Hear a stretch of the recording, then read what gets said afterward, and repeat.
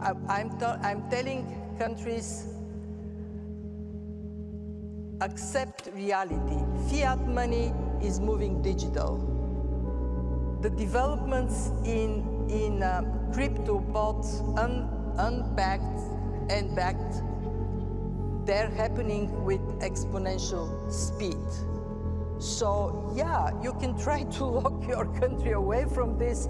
Good luck with it. So yes, I'm telling my members, understand it and then decide for yourself how we are going to operate in this world. But do not close your eyes to reality. People have no idea how bad it's going to be. Every aspect of your life will be controlled by the government. Absolutely everything. No. Oh, I'm sorry, you don't have enough money in your digital wallet to buy that gasoline-powered car, but we have some beauties over here. These non-gas guzzling electric cars that have a footprint about 200 times the average gas car. It's everything. They can restrict anything you want to do, anything you want to buy. You'll have to get government permission to buy it. That's what's going to happen. We already have FedNow, the Bank for International Settlements, their Enbridge pilot, that went well. They're coming out with Project Icebreaker, which is the retail CBDC, cross-border transactions. All this is going on, and even though I know some states are trying to limit it or even outright ban a central bank digital currency, I don't see it stop. Distracted, governments are quietly building a system of total financial control that could monitor every single dollar you spend. And one of the greatest investors of all time, Ray Dalio, just issued a chilling warning that almost nobody is talking about. With the rapid adoption of stablecoins and stablecoin regulation taking place in some of the most influential countries in the entire world, many people are rightfully concerned that stablecoins are just the beginning of central bank digital currencies completely taking over our financial lives. So you need to pay attention because we need to revisit this topic. Ray Dalio just did a sit-down interview with Tucker Carlson where he was asked what will happen when the governments issue central bank digital currencies, and this is what he said. There will be no privacy, and it's a very effective controlling mechanism by the government. What I mean is all the transactions will be known. All transactions done with digital currencies will be known, which is good for illegal activities, getting control of illegal activities, but it also means that the government has a great deal of control. For example, they can tax that way, they can take your money, they can establish foreign exchange controls and the like.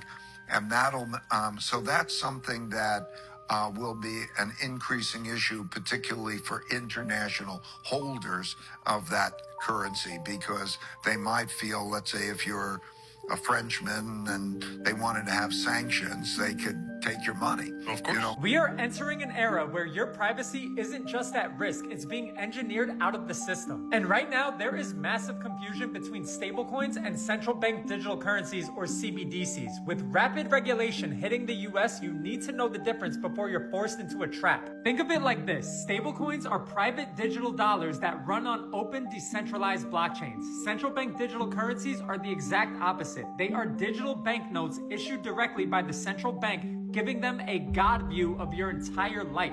Dalio said that CBDCs will likely be done soon, but they won't be a great store of value because governments can debase them at will. And this is exactly why he holds Bitcoin. He famously stated that Bitcoin was built for an apocalyptic world, and with the AI revolution accelerating, unsustainable government debt hitting a tipping point, and geopolitical conflict spiraling, we are living in the exact scenario that Bitcoin was designed for. While CBDCs offer convenience for the elites, they threaten your very sovereignty as an individual. Bitcoin is the only asset that doesn't rely on a central authority to give it value in a crisis. Right now, we are at a crossroads. One path leads to a digital dystopia of government surveillance, and the other leads to individual financial freedom. Do you choose convenience or do you choose privacy? Ray Dalio has already made his choice, and it includes a 15% allocation to gold and Bitcoin. But I want to hear from you. Do you think we will be forced to use a mainstream CBDC within the next 10 years? Did anybody else see the Ring camera commercial that aired during the Super Bowl? I mean, they're not even trying to hide it at this point. If you didn't see it, I'll speed it up and play it here. Just watch. This is my Pets are family. But every year, 10 million go missing. And the way we look for them hasn't changed in years. Until now. One post of a dog's photo in the Ring app starts outdoor cameras looking for a match. Search Party from Ring uses AI to help families find lost dogs. Since launch, more than a dog a day has been reunited with their family. Be a hero in your neighborhood with Search Party. Available to everyone, for free, right now. 10 million dogs go missing every year. Help us find 500 of that 10 million by agreeing to mass surveillance. That's just diabolical. We're going to use it to find your dog. We're going to have you upload photos of your dog to the AI database, and then we'll activate all the cameras in your area, in your neighborhood, and use it to find your dog. Anybody with half a brain knows they're not using that to track your dog. Practically every dog in America comes microchipped. If my dog ran out the front door right now, I could track him. I don't need a mass surveillance state to do that. But they're actually going to convince people that's what they're doing, and then your neighbors are going to get a camera, and you're not going to have one, and your neighbors will genuinely ask you, hey, why didn't you get on the Search Party app? Do you hate dogs or something? The only thing that ad taught me was that Ring cameras can be controlled remotely and have facial recognition. Guys, we're so screwed. Discord will require you to scan your face or scan your ID for full access next month. And now this is a huge problem. And they're going to try to sell it to you like, hey, this is to protect the kids from weirdos, keep kids off this app, which is true. I mean, Discord is like nefarious, all the activities. It's up there with Telegram, bro. But to believe that that's all this is meant to do is very naive. I mean, this just kind of adds more to the fear of a surveillance state. And I know that's a little bit far-fetched or something that you may see as, like, small. But the more companies like Discord and other apps start to ask for your ID or for a face scan to make sure you're old enough to be on the internet is closer to, a surveillance state where they're, just search up the book 1984 by George Orwell. That's what this all feels like, especially the Ring thing I talked about yesterday and the AI stuff. I mean, it's a real possible fear. So there's something big happening to the world right now that almost no one is talking about. And I think in the long term, this is going to change the way we all live our lives. And I'm talking about digital ID. This government will make a new free-of-charge digital ID mandatory for the right to work by the end of this Parliament. Let me spell that out. You will not be able to work in the United Kingdom if you do not have digital ID. Now, it might sound like it has nothing to do with economics or finance, and maybe it sounds boring, but the truth is, this is one of the most important changes that governments are pushing right now, and it's happening almost everywhere at the exact same time. In the US, at least 25 states have already launched digital driver's license programs. That means you can now pull out your phone instead of your wallet when you check into a flight, for example. And in Europe, they passed a law last year that makes it a requirement for all member countries to roll out a national digital ID wallet by 2026. In China, they just launched their version this summer, which links it to their social credit system. Countries like South Korea, Singapore, Nigeria, the United Arab Emirates are already doing this with their digital IDs.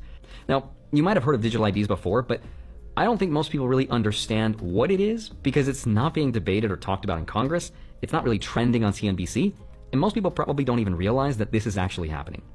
But what's interesting, though, is that the United Nations has made it one of their goals, quote, legal identity for all by 2030. And the people funding it, of course, the World Economic Forum and the World Bank. And now Europe and the US are writing all of this into law. In just the last decade, the number of national digital ID programs have doubled. Today, over 100 countries either have one or are building one right now. And when I first thought about it, at least on paper, it sounds kind of nice. It promises to cut down on fraud and make travel easier, and it onboards about 1 billion people who don't have any legal ID. But once you look into how much power this will give the governments of the world, you're going to be shocked. Once your entire identity is digital, whoever controls that ID can control a lot of power. And I don't think RFK Jr. is exaggerating when he said that this is turnkey totalitarianism. It lays the groundwork for global medical surveillance of every human being. So in today's video, I want to help explain exactly what this is, how it's going to work, how it's going to tie into our financial lives, and what you should be prepared for. So with that said, let's get into it. Hi, my name is Andre Jick. Hope you're doing well. Cover the finance and stay for digital IDs. So before I get into the details of how governments are planning to roll this out, let me first explain what a digital ID actually is, because I think when most people hear that, they just imagine it's a picture of your driver's license saved to your phone. And it kind of is that, but it's also a lot more than that. So a digital ID is a secure electronic form of ID that verifies who you are. Usually it's built on top of an app on your phone, and inside that app is all your personal information, which is then verified by a trusted authority like a company or a government. But there is a big difference between the physical version and the digital one, because digital IDs use something called biometric data, which are things like your facial recognition or fingerprints, with cryptographic encryption, so they're a lot harder to fake. And once you've been verified, that ID becomes reusable. Examples: 3 continents, 3 time periods. Rome, Weimar, Zimbabwe, different contexts, same pattern. Foundation, debasement, crisis, collapse, every single time. Now let's talk about America. 2026, January 23rd, 2025. President Trump signs executive order strengthening American leadership in digital financial technology. The headlines celebrate: CBDCs banned, federal agencies prohibited from creating, promoting, or issuing central bank digital currencies, privacy protected, surveillance prevented, freedom preserved. But here's what the order actually does, and more importantly, what it doesn't do. The order bans government CBDCs. Correct. But it aggressively promotes private digital currencies, specifically dollar-backed stablecoins. The order explicitly endorses developing and promoting United States dollar-backed stablecoins worldwide. It creates a working group on digital asset markets, includes Treasury, Commerce, Homeland Security, SEC, CFTC, timeline for implementation, recommendations for legislative framework. The goal isn't to stop digital currency. The goal is to privatize it, and it's already happening at scale. Tether, USDT. Market cap $186.6 billion. Grew 36% in 2025. Processes over 176 billion in circulating supply. Used in 66% of all stablecoin trades on centralized exchanges. $8.9 trillion settled on chain in the first half of 2025. Circle, USDC. Market cap $75.1 billion. Grew 73% in 2025. $18.3 trillion in transaction volume. Preferred by Visa, MasterCard, BlackRock. Regulated, compliant. Trusted by institutions. Total stablecoin market, $300 billion. Grew 50% in 2025.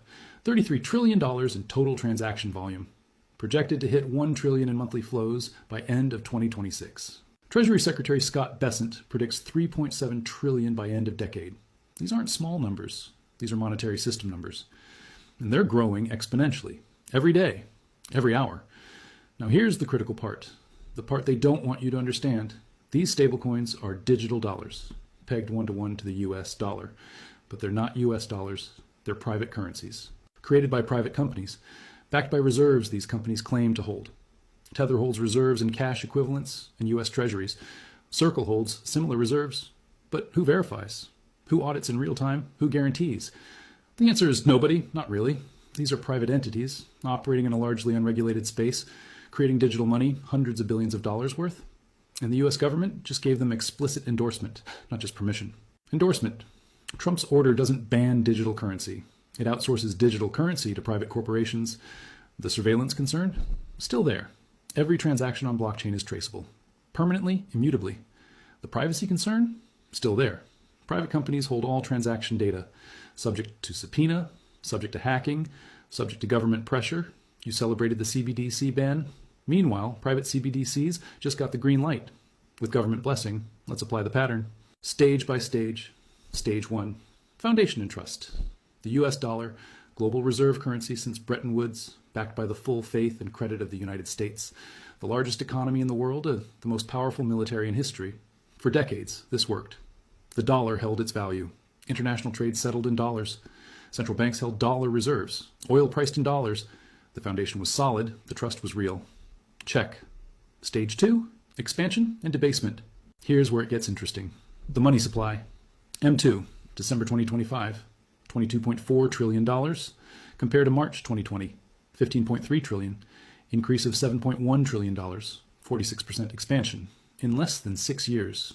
Where did this money come from? The Federal Reserve, quantitative easing, bond purchases, monetary stimulus, COVID relief, infrastructure spending. The printing press ran hot, very hot, and it's still running. U.S. government borrowing, fiscal year 2026, first 4 months, $696 billion deficit, $43.5 billion per week. The Congressional Budget Office projects $1.8 trillion deficit for the full fiscal year. National debt, $38.5 trillion, grew by $2.25 trillion in the last year alone, $8 billion per day. Interest on this debt, Over $1 trillion annually, 15% of federal spending, more than Medicare, more than defense, just interest.